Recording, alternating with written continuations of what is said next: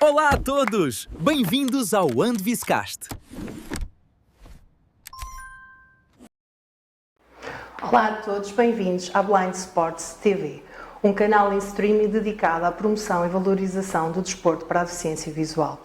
Na Blind Sports TV, queremos dar voz, mostrar talento e contar histórias que inspiram. E é neste âmbito que surge o Andviscast, uma parceria entre a Associação Nacional de Desporto para a Deficiência Visual e o Instituto Nacional para a Reabilitação. Mais que um conjunto de entrevistas, queremos contar as histórias, as preocupações e os anseios dos profissionais e das lideranças que diariamente lutam em prol de uma sociedade mais inclusiva. E hoje tenho aqui comigo alguém muito especial. Ele é presidente da Direção Nacional da ACAP, Associação de Cegos e Ambliopes de Portugal, a instituição mais representativa no âmbito da deficiência visual em Portugal. Dedicada ao movimento associativista, luta dos direitos das pessoas com deficiência visual e pela representatividade e autonomia plena.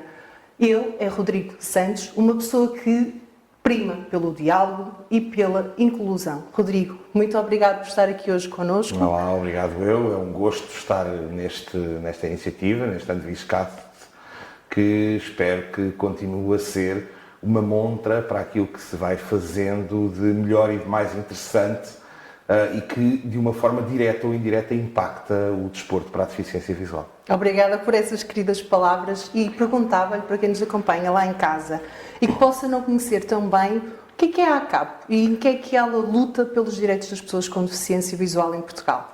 Bom, a ACAP é a Associação dos Cegos e Ambliopes de Portugal, surgiu há 36 anos da fusão de 3 associações, a mais velha das quais foi criada em 1927, e tem na sua gênese a autorrepresentação, isto é, são as próprias pessoas com deficiência visual que assumem as lideranças no seio da ACAP, porque se entende que são elas, e só elas, que melhor sabem aquilo que querem e, sobretudo, como o querem.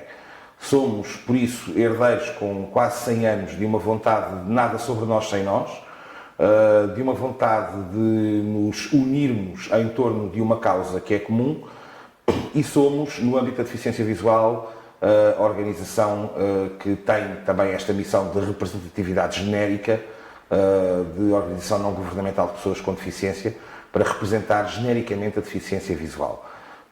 Temos cerca de 4.000 associados efetivos, isto é, pessoas com baixa visão ou pessoas cegas. Empregamos cerca de 190 pessoas. Os nossos corpos dirigentes são constituídos por cerca de uma centena de pessoas, todas elas com deficiência visual. E estamos em 14 cidades de Portugal continental, do arquipélago dos Açores e do arquipélago da Madeira. Representamos Portugal na União Europeia de Cegos e na União Mundial de Cegos. E temos, para além desta vertente de representação de interesses, uma vertente muito intensa de prestação de serviços, sobretudo na área da reabilitação, com treino em orientação e mobilidade, treino em atividades da vida diária, apoio psicológico, apoio social, algum apoio jurídico em matérias que dizem respeito aos direitos das pessoas com deficiência, naturalmente.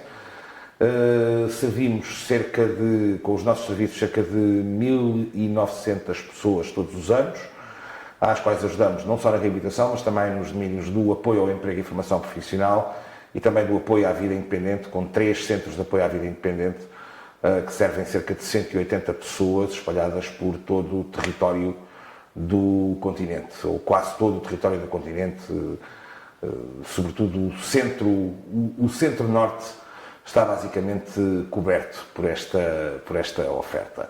Temos ainda um centro de produção documental às vezes nem nós próprios nos damos conta das tantas áreas em que a ACAP acaba por fazer essa diferença na vida das pessoas. Que bom, e obrigada por nos esclarecer, porque realmente acho que é importante que lá em casa tenham conhecimento de todo este trabalho que é feito pela ACAP. E se nos pudesse dizer, assim de forma resumida, quais é que são as prioridades estratégicas neste momento? Eu diria que as prioridades estratégicas neste momento, por um lado, é reformularmos a visibilidade das questões relativas à deficiência visual. Entendemos que é necessário dar uma nova visibilidade, não só ao que fazemos, mas também dar uma nova visibilidade para a sociedade de quais é que são as problemáticas mais impactantes para a área da deficiência visual. E são muitas e diversificadas, quer no âmbito do emprego e do apoio ao emprego, continua a ser uma grande prioridade. Já reformulámos também e reapetrechámos as nossas equipas de reabilitação, entendendo a acessibilidade nas suas 3 vertentes. Habitualmente é muito comum entender-se a acessibilidade apenas na vertente da orientação e mobilidade, deslocarmos de A para B, mas na realidade não convém esquecermos que a acessibilidade implica também a plena capacidade de tomar decisões esclarecidas, tomar decisões informadas, e por isso a acessibilidade à informação e comunicação é fundamental, assim como é a acessibilidade aos sistemas e infraestruturas de transportes. Diria também que estrategicamente a importância que estamos a dar neste mandato também é muito à questão da representação de interesses. Nós só podemos dizer que somos a voz das pessoas com deficiência visual em Portugal, por um lado, se as conseguirmos convocar para estar junto de nós e para nos fazerem ver quais é que são as suas principais preocupações, os seus principais anseios e as formas como estimam que as coisas possam ser resolvidas, mas também, isto implica necessariamente muito diálogo com todas as pessoas, todas elas têm pontos de vista diferentes, mas todos válidos, naturalmente, e implica também sabermos canalizar estas preocupações no momento certo. Não podemos prometer necessariamente que os problemas se vão resolver. Essa é a diferença entre uma associação que presta um serviço ou uma associação que representa. Uma associação que representa apenas pode manter os temas na agenda. E temos mantido esses temas na agenda e estamos a reforçar essa vertente também, com o envolvimento mais ativo e mais participado de todas as pessoas, em questões como o emprego, como já disse, mas também o voto acessível, um sistema educativo renovado, todas as questões inerentes às acessibilidades decorrentes da entrada em vigor da nova regulamentação relativa ao acesso a produtos e serviços, que impacta em muitos serviços, como as contas bancárias, as máquinas de dispensa de dinheiro, nos multibancos, os terminais de pagamento, enfim, os próprios leitores de livros em formato digital. Muitas dessas soluções estão abrangidas por uma diretiva europeia que importa agora transpor para a prática e que importa agora ser vigilante para que cada vez mais, volto a dizer, qualquer pessoa consiga realizar-se de forma autónoma, plena, sabendo aquilo que quer, podendo fazer as suas escolhas e, na medida do possível, dependendo apenas de si para formar a sua própria opinião e fazer as suas escolhas. Bem, que discurso tão impactante, porque realmente a inclusão da pessoa com deficiência visual começa na própria pessoa, não é? E muitas vezes nós esquecemos disso, da representatividade e da autonomia. Mas queria perguntar-te, de forma quase um bocadinho provocativa, estamos realmente a ter evoluções positivas no âmbito da deficiência visual, da inclusão em Portugal? Bom, eu sou daquelas pessoas que habitualmente, quando confrontado com o copo, gosta de o ver mais meio cheio do que meio vazio. E tenho que reconhecer que nas últimas décadas fizemos conquistas efetivamente muito interessantes e que há hoje uma série de conquistas bastante promissoras, seja com o recurso à própria inteligência artificial, para a identificação de imagens, para uma série de outras soluções. Enfim, a tecnologia tem sido muitas das vezes um facilitador, mas também tem sido um criador de obstáculos. Não raras vezes acaba por se tornar um fator de exclusão, seja porque sites ou aplicações que podiam perfeitamente ser acessíveis deixam de o ser, por exemplo, ou são construídos de raiz sem o ser, seja porque a voz das pessoas com deficiência visual se faz menos ouvir, diluída em muitas outras questões relacionadas com outras deficiências, seja pelo mito que persiste muitas vezes de que as questões da inclusão são questões que necessitam de muito dinheiro e que muitas vezes as próprias áreas da deficiência não se entendem entre si. Tudo isto são mitos de quem muitas vezes acha que é mais fácil dividir para reinar do que propriamente unir para criar soluções. Nós achamos que esta questão da visibilidade das questões relativas à deficiência visual, mas também esta questão da velocidade a que cada vez mais surgem e desaparecem desafios diferentes, são talvez algumas das ameaças que nós preferimos perspectivar como oportunidades e que me levam a dizer que se há avanços positivos, também no geral vamos sentindo um grande retrocesso e um bocado aquela ideia do se vocês já têm isto, o que é preciso mais? Ora, há muito mais. Ainda ouvimos isso, cumprir, Rodrigo? cada vez mais. Ainda ouvimos esse tipo de expressões hoje em dia? Ainda vamos ouvindo, há um campeonato que a mim me faz muita confusão, mas que eu às vezes vejo, inclusive, é dentro das próprias pessoas com deficiência. Que é pessoas com deficiência que acham que a deficiência visual é a menos incapacitante das deficiências. Não há menos nem há mais. Lembrem-se apenas disto, o cérebro é treinado de raiz e está biologicamente feito para depender em cerca de 80% de informação que é visual. Se essa informação visual não chega, então há um déficit sério de informação que vai impactar na participação. Não é? Portanto, não vale a pena discutirmos o argumento de mas há outras pessoas que não conseguem sair de casa, quando, por exemplo, no caso das pessoas com deficiência visual também há, e além disso, também tem pessoas com deficiência visual que conseguem sair de casa, mas dando um passo fora de casa, não conseguem perceber o mundo que está à sua volta. Portanto, não há propriamente este campeonato. Mas ainda se vai agitando um pouco com este campeonato. Há muita gente que diz que não é preciso tanto investimento, porque hoje com a tecnologia já conseguimos fazer muito mais coisas, mas a verdade é que eu não tenho que depender de tecnologia para ter soluções se as outras pessoas têm as mesmas soluções sem depender de tecnologia. Que interessante. E acreditas que há esta comparação, de facto, entre as áreas de deficiência? Já vi várias vezes.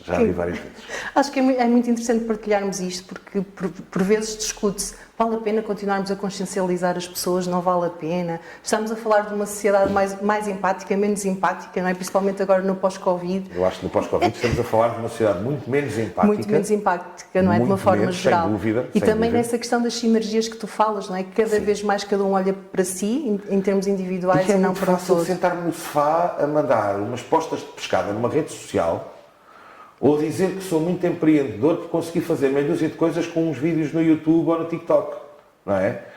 Mas o combate pela inclusão não se fez de repente. Fez-se de estudo, de pensarmos sobre as coisas, de olharmos à volta, de vermos as melhores soluções e de pensarmos com cada pessoa com que solução é que ela se sente efetivamente mais confortável. E esse é o trabalho que, muito objetivamente, hoje poucas pessoas querem fazer, porque é mais fácil estar sentado em casa e dizer ninguém faz nenhum. É verdade, e essa individualidade, não é? Essa especificidade para cada um é muito importante. E eu acho que é aqui também que a ACAP se diferencia, não é? Efetivamente representar a pessoa. É um conjunto, mas respeitando esta individualidade. Porque essa individualidade enriquece o conjunto, e porque o conjunto só faz sentido se conseguir congregar essa soma de individualidades. A ACAP não me representa, a ACAP não me revejo nada naquilo que, como diz um associado nosso de há muitos anos, não é estando fora que se luta, é estando dentro que se muda. Eu chego ao movimento, trago as minhas convicções, numas prevalecerei, noutras não prevalecerei. Numas dir-me-ão, nem que seja à custa de muito insistir. Afinal de contas, estavas certo, noutras dir-me-ão, não estavas certo, e eu deverei ter a humildade de dizer, bom, de facto, para a maioria das pessoas eu não estava certo, e conseguem justificar-me de uma forma objetiva porque é que eu não estava certo. Não é? Lidar com pessoas é sempre o caminho mais complicado, mas também é sempre o caminho mais enriquecedor. Certamente, o diálogo resolve muita coisa, claro. Mas por vezes é bem difícil. Porque as pessoas... É que às vezes, eu sou jurista de formação, e nós costumamos dizer que em cada 2 juristas há 3 opiniões. Exato. Eu diria que se aplica a toda a sociedade. Exato, não é? exato. Nós não podemos dar a nossa opinião verdadeira, somos rudes. Se damos uma opinião assim um bocadinho mais camuflada é porque não somos verdadeiros. Exato. Portanto, estamos a lutar contra isto. Exatamente. Olha, Rodrigo, e agora, puxando aqui um bocadinho a brasa a ti, Rodrigo, enquanto pessoa, o que é que te levou a esta questão do movimento? É muito curioso, porque a maior parte das pessoas que estão no movimento associativo estão porque de uma forma ou outra beneficiaram de alguma forma, com alguma coisa que ou chegaram à ACAP e foi a ACAP que as reabilitou, ou a ACAP deu-lhes apoio na sua colocação profissional. Eu nunca beneficiei desta vertente de prestação de serviços da ACAP, basicamente, nem em termos de apoio à reabilitação, nem de apoio ao emprego, nem... Fiz o meu percurso todo por fora. E quando cheguei, cheguei um bocadinho por... Eu era jovem na altura e tinha aquela postura que toda a gente com 20 anos tem, que é, isto é tudo uma vergonha, vocês não fazem nenhum, não fazem nada, não percebem nada disto, está tudo errado, vocês estão a fazer isto tudo da forma errada. E tive felizmente quem me desafiasse e me dissesse, ok, então vem cá tu mostrar como é que se faz e qual é que é a melhor forma de fazer, não é? E eu, talvez pela minha própria formação, como pessoa, sempre achei que de facto nós temos legitimidade para criticar os outros se tentarmos alguma vez fazer melhor, não é? Eu quando comecei a pensar um bocadinho mais seriamente estas coisas do associativismo há 20 e muitos anos já, também cheguei com aquela perspectiva do, pá, vejam, eu sou um caso, o apoio ao emprego não funciona porque eu não precisei disso para nada e consegui fazer a minha vida. E aprendi uma coisa muito simples, nem todas as pessoas se chamam Rodrigo Santos. E ainda bem que senão depois era uma chatice. Por exemplo, a ti, Márcio, o nome Rodrigo Santos não ficava bem. Acho que não, particularmente acho que não. Acho que não. Mas que interessante, Mas, não é? portanto, Porque... nós todos somos diferentes. E por todos sermos diferentes, eu não posso aplicar uma solução chapa 5 a todos. Não é? E, portanto, eu devo ter a humildade de tentar, em vez de chegar e dizer está tudo mal, isto não funciona. Ok, porque é que isto funciona assim? Que sentido é que faz? Às vezes não faz sentido nenhum. Que sentido é que faz que isto seja assim? Porque é que isto não pode ser de outra maneira? Eu tenho um mote, que é um mote de vida meu, que era, curiosamente, o slogan de uma rúbrica de rádio que havia nos anos 90, que era o comercial internet, portanto, nos inícios dos anos 90, em que mal se falava de internet, nem nada parecido com isso, era para meia dúzia de informáticos malucos. E o slogan corresponde a uma frase que eu vou traduzir para português para ser mais fácil. Alguns homens veem as coisas como são e perguntam porquê. Eu vejo coisas que ainda não são e pergunto porquê não. E a mim, mais interessante, ou seja, eu acho que o porquê é uma pergunta essencial para podermos chegar à conclusão do porquê não de outra maneira, não é? E é este sentido que as coisas têm que fazer, que naturalmente dá trabalho a encontrar, não é? Não se encontra sentado em casa a dedicar 5 segundos de pensamento a isto. Verdade. É necessário contribuir, não é? Porque dar conselhos sem nunca fazer nada, lá está, é não sair do sítio. E houve coisas que eu mudei, da forma como pensava, e houve coisas que os outros mudaram porque compreenderam que a minha perspectiva de quem vinha de fora, não é? Era uma perspectiva interessante, enriquecia e dava outra experiência e outra visão a quem estava cá dentro e que tinha as coisas pensadas de acordo com o cenário que conhecia. Não é? Às vezes também é isso, não é? As pessoas não se abrem para conhecer outras realidades e acabam por estar muito fechados ali na caixinha deles. É uma das coisas que eu procuro combater na minha própria vida pessoal. Eu gosto muito de viajar e às vezes há pessoas que dizem não, eu viajar só se for para lá estar não sei quanto tempo. Eu às vezes só estar meia dúzia de minutos num sítio já me enriqueceu, porque já conheci pessoas. Eu ainda hoje dou por mim, em casa, às vezes a pensar em pessoas que conheci nas férias que fiz, ou nem que sejam empregados dos sítios em que fiquei, ou o que seja, e damos lá em casa muitas vezes por nós a pensar, tipo, olha, como é que estará que engraçado. o não sei quem do resort X ou Y onde ficámos, ou como é que ele estará? Como é que se estará agora nas Maurícias? Como é que se estará agora em Punta Cana? Como é que se estará agora no Ghana? Eu lembro-me de ter, eu sou muito dado a estes pensamentos, não é? Mas lembro-me de ter um pensamento muito interessante para mim, claro, para a generalidade das pessoas provavelmente não tem interesse nenhum.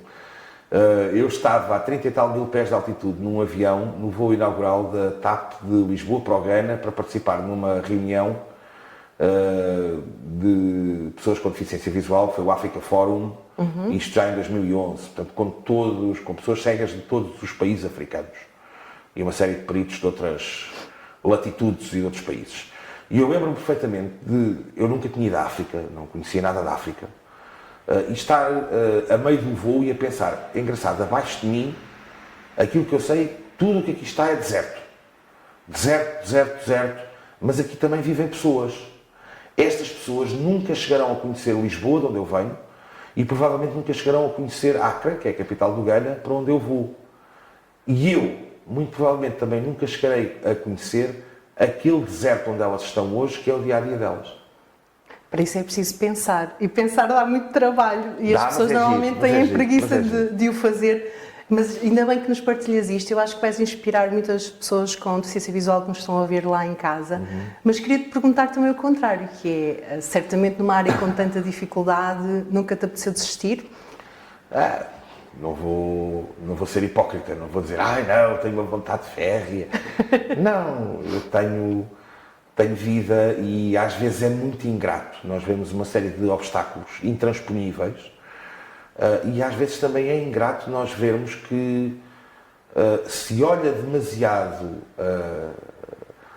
para aquilo que se tem ou para as possibilidades que existem ou tudo mais e que as pessoas têm que e que as pessoas acabam por utilizar, olha-se para isso como um privilégio em vez de se olhar para isso muitas vezes como um dever.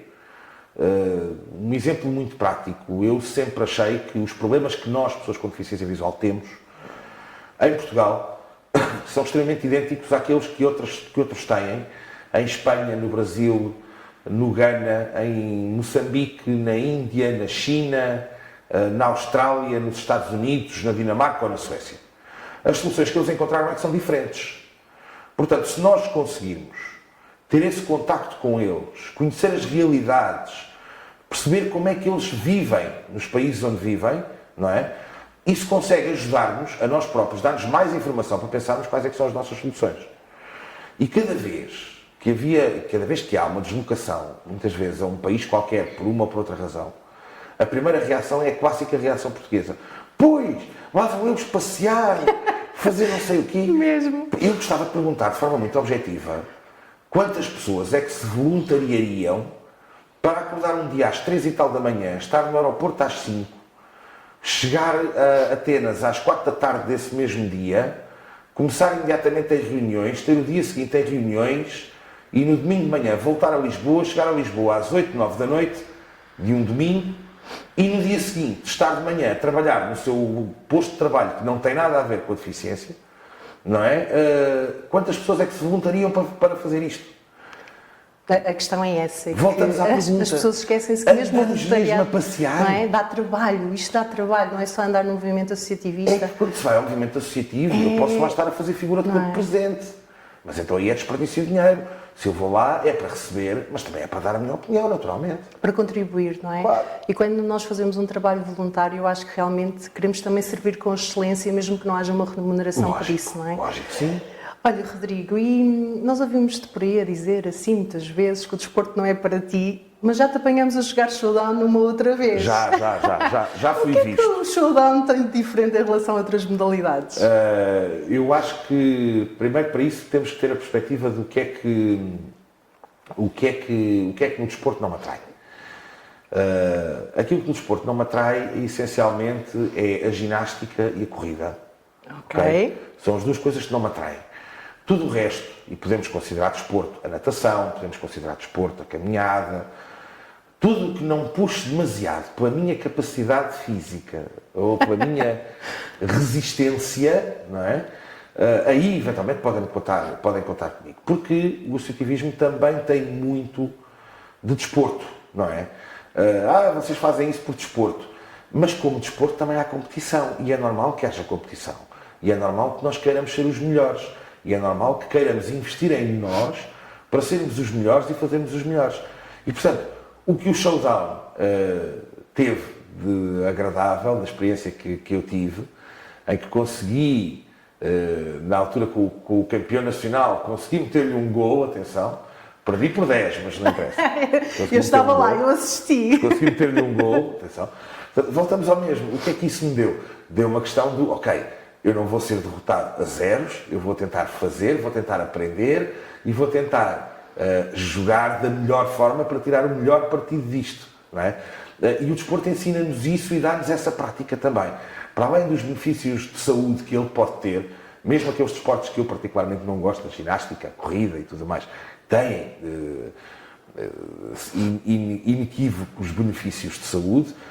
O espírito competitivo, o espírito de entreajuda, o espírito de inclusão, o espírito de fazer parte de uma equipa e não ser só eu, não é? São a principal riqueza do desporto e é por isso que a prática desportiva, qualquer que ela seja, faz efetivamente mais sentido quando é feita em conjunto e quando é feita com esse propósito de praticar desporto e de ser cada vez melhor. Mas o engraçado é que no desporto também se aplica tudo o que disseste até agora. É importante conhecer a pessoa e dar uma resposta que seja efetivamente para a pessoa, não é? Claro. Não é obrigá-la a fazer um determinado tipo de desporto. Por isso é que eu não gostava do desporto escolar. Isso aí daria uma grande outra conversa. Dá outro ano de viscado. Olha, Rodrigo, e lembras-te assim de outra situação engraçada ou particular que queiras partilhar connosco neste teu percurso? Eu tenho uma coleção delas. Do meu percurso pessoal, do meu... sei lá, eu sempre fui uma pessoa... uma visão muito descomplicada sobre a própria deficiência visual. Isto começou quando eu era pequenino, a minha mãe, sobretudo a minha mãe, sempre me lançou um bocado às feras e sempre me disse um bocado tipo, ok, vai, faz por ti, tenta lá chegar, tenta fazer. E então, com meia dúzia de anos, 4 ou 5, ou coisa parecida, ainda sem qualquer tipo de aulas de orientação e mobilidade, vai para a rua, explora. Eu tive a sorte de poder brincar na rua com os meus amigos do bairro, bombinhas de carnaval e coisinhas do género e por aí fora, etc, etc. Bom, e sempre tive uma visão muito descomplicada da própria deficiência visual e sempre tive uma visão muito na perspectiva de se me dizem não dá para fazer, então aí vão ter que me demonstrar muito bem que não dá para fazer, porque o meu primeiro instinto vai ser eu vou tentar demonstrar que dá para fazer. E comecei relativamente cedo com colegas meus de escola a tentar fazer caminhadas e tudo mais. Então, por exemplo, lembro-me de estamos a uma X altura a fazer uma caminhada em circuito urbano e vem uma daquelas madames que ocupa o passeio todo, vem direta contra mim. Eu estava com esse meu amigo e, portanto, não estava com bengala. E ela vem direta contra mim e diz-me, então, e conforme me bate em mim, então, eu viro-me para trás com a maior calma do mundo, então, está boa. Sempre fui assim muito descontraído. Houve uma vez um tipo também que veio contra mim, parece que é cego. Eu, olho, se tiver com essa pontaria para o Euromilhões, jogo, porque hoje acertou. É preciso ter esse espírito, não é? Para lidar com esse tipo de situações. E sempre levei muito estas situações de forma descontraída. E esta história de gostar de ter todas essas experiências levou-me a uma coleção de coisas que, para quem como eu até gosta muito de transportes, e gosto, um dos meus mais recentes hobbies, por exemplo, é a simulação de voo, porque me interesso genuinamente por aviação e sigo não sei quantos podcasts e gosto mesmo há aquelas pessoas que têm medo que se pelam dos aviões. Eu não, o meu problema é não ter mais tempo para andar de avião, sendo que tempo é dinheiro. Portanto, esse é o meu problema, porque senão eu passava a vida lá metida em cima. E gosto mesmo daquilo, e gosto mesmo... Aliás, há uma coisa muito curiosa em todo o pessoal da aviação, se vocês repararem, é que nenhum deles diz que vai trabalhar, eles dizem que vão voar. Verdade. Não é um trabalho, não é? E então, posso-vos dizer que já pilotei em voo um ultraleve, já conduzi um comboio cheio de passageiros, já conduzi um autocarro de passageiros durante cerca de 100 metros e já conduzi carros ligeiros. E isto, há muitas pessoas com vista que não se podem orgulhar de já o ter feito. Te garanto que não. E é mesmo importante essa mensagem que tu passas, não é? Porque não há impossíveis. Não é? O impossível só demora mais um bocadinho. É mais um bocadinho. Ainda não sabemos bem como é que o podemos fazer. Mas realmente depende muito da atitude. E é essa atitude que realmente inspira e é isso que pretendemos aqui no nosso podcast. Rodrigo, e diz-me, o que é que tu vês que ainda são as oportunidades que nós temos nesta área da inclusão? Aqui especificamente na área da deficiência visual. As oportunidades que temos ainda são muitas. A primeira oportunidade que eu acho que todos nós devemos ponderar seriamente é percebermos como é que todos nós conseguimos falar uma linguagem que seja uma linguagem de direitos e que não seja uma linguagem de ajudas, benefícios, o que seja. Nós andámos a conquistar durante não sei quanto tempo direitos, não foi porque isto era fácil ou porque os outros decidiram dar-nos o que quer que seja. Quando alguém nos garante um direito é porque esse direito é justo, faz sentido exercê-lo. Não tenho direito a tudo aquilo que eu acho que devo ter? Não, certamente que não. Mas aquilo que tenho, eu devo procurar utilizá-lo na melhor medida possível para maximizar o uso do direito. Porque os direitos que não são utilizados perdem a sua razão de ser. E eu acho que nós olharmos para as nossas questões da deficiência como questões de direitos humanos, de pessoas, de cidadãos que nós somos, e não apenas de... Ou seja, quando conseguimos contrariar o discurso que associa a deficiência a uma situação de déficit, desvantagem ou de desvalimento, quando conseguirmos combater esse discurso, então aí conseguiremos, sem dúvida, realizar-nos muito mais como pessoas. Percebendo que eu não sou a única pessoa na sociedade com direitos, os outros também têm direitos, e que é no equilíbrio que certamente encontraremos as melhores posições. Mas nunca será deixar de exercer os meus direitos que eu vou conseguir que os levem a sério. Os direitos andam sempre de mão dada com os deveres, não é? Portanto... Para cada direito, em regra, há um dever. Um direito que é direito para mim é dever para os outros. Exatamente. Os outros também têm direitos, que para mim são deveres. As pessoas com deficiência também serem mais proativas, não é? Na sociedade. Largar o sofazinho. Eu sei que o sofá faz muita falta. Também sei outra coisa. Os direitos humanos são uma coisa muito engraçada, mas quando os direitos humanos colidem com a fome, é tramado. Porque a fome ganha sempre, não é? E, portanto, quando se tem que lutar por comida, quando se tem que lutar pelo básico da existência, é normal que as pessoas tendem, de alguma forma, a aceitar esmolas. O que não é normal é que achem isso normal. Verdade. Verdade. Às vezes há uma necessidade, não é? Sim, a necessidade que se impõe, mas daí nós considerarmos que isso é a realidade justa e acessível. Na área das ciências sociais, que é o Maslow, que construiu uma pirâmide, e basicamente a imagem é de uma pirâmide em que do topo para a base se vão desenvolvendo as diversas camadas e as diversas necessidades. E então há necessidades que são mais impactantes, que estão mais na base, que estão mais no topo, ou por aí fora, mas ou seja, só satisfeitas as bases é que, à partida, eu vou satisfazer as necessidades seguintes. Não é? Portanto, a necessidade mais imperiosa estará, a partir no topo da pirâmide, mas só satisfeita essa é que eu conseguirei construir a restante pirâmide. Não é?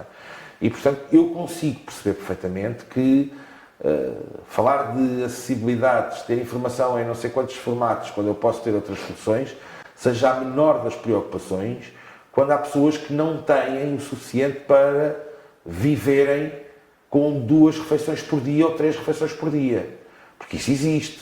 Não é? Existe ainda, efetivamente, muita pobreza associada à deficiência, porque, lá está, porque se entende que as pessoas com deficiência são seres merecedores de esmola, merecem uma gratificação qualquer, mais do que, por exemplo, sabendo a importância que é que toda a gente hoje tenha o seu trabalho.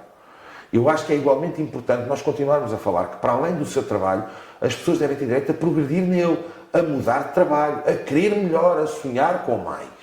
Não é? Agora, também reconheço que para isso é preciso que as pessoas, desde logo, tenham trabalho. Que senão não conseguem sonhar com mais. Não é? É importante colocares aqui essas realidades todas diferentes, não é? Porque cria-nos aqui uma maior empatia e compreensão de algumas situações, não é? Que às vezes queremos logo apontar o dedo e por vezes temos outras condições aqui por trás, não é? Que explicam muita coisa. Porque a história de apontar dedos é muito curiosa, porque quando a natureza nos fez, a natureza fez-nos com 5 dedos em cada mão. Se eu aponto um, os outros 4 estão virados para mim. Naturalmente, é isso mesmo.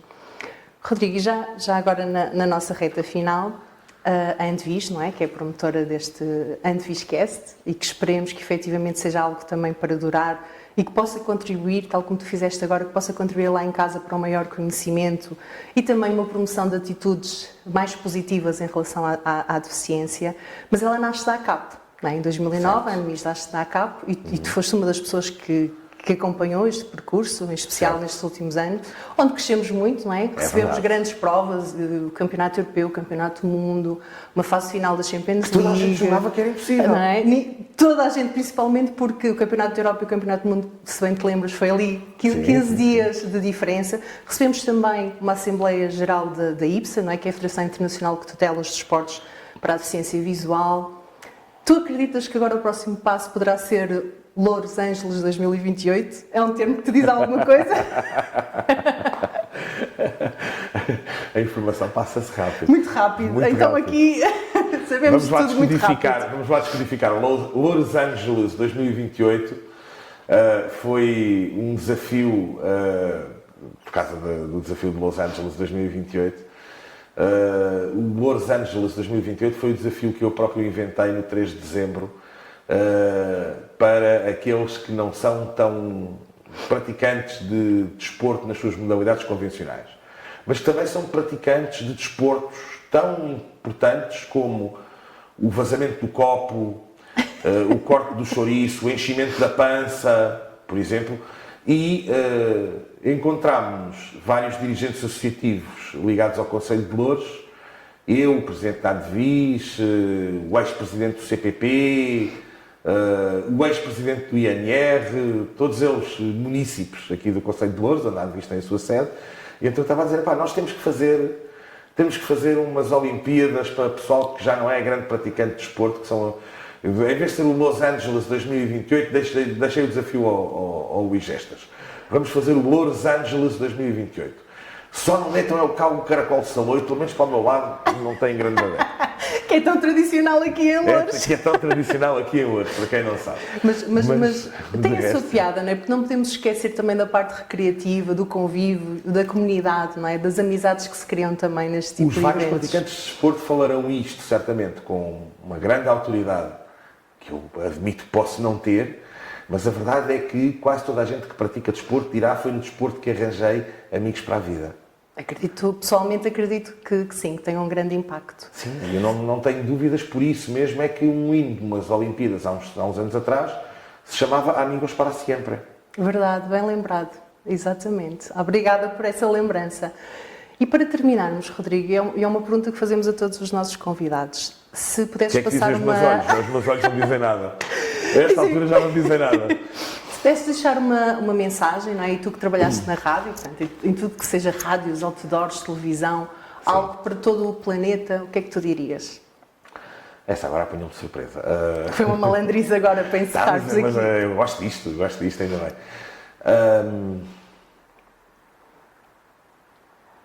Olhem a vida de todos os ângulos e com todos os olhos que puderem.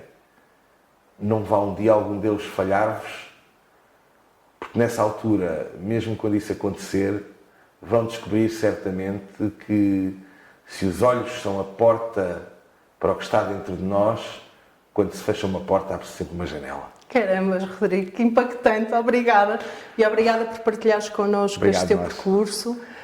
E antes de te ires embora, quero-te oferecer aqui a nossa Iris. Se calhar já tens uma, mas eu tenho todo o gosto em te oferecer. Muito obrigado. Para quem está lá em casa, Iris de olho, não é de uma parte do olho, ela é um felino.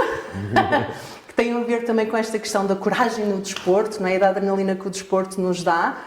A cauda faz a bengala, exato, representativa da deficiência visual, mas ela também pode fazer umas vendas ou umas raquetes para representar as modalidades que existem para a deficiência visual. Deixo também aqui uma bola. Tu nunca quiseste muito envergar pelo goalball, mas deixo-te aqui uma bola de goalball, que neste momento é o nosso símbolo de ética e de fair play, que também é algo que nós nos regemos muito aqui na ANDVIS. Quem sabe se este não é o meu primeiro contacto e se um dia deste não aparecer aí no goalball. Convido-te a experimentares. Eu acho que primeiro estranha-se, depois entranha-se. Eu não digo que não, porque já aprendi na vida que as únicas duas palavras que na realidade não existem mesmo é o sempre e o nunca. Rodrigo, obrigada. Obrigado.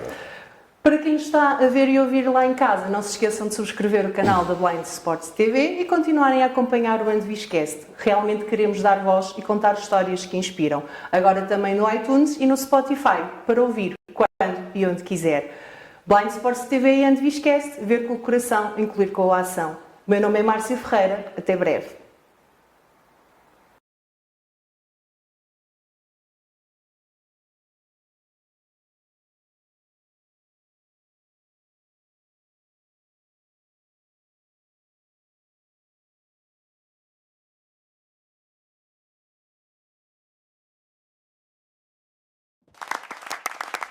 Espero-vos no próximo episódio, mas primeiro, subscrevam o nosso canal.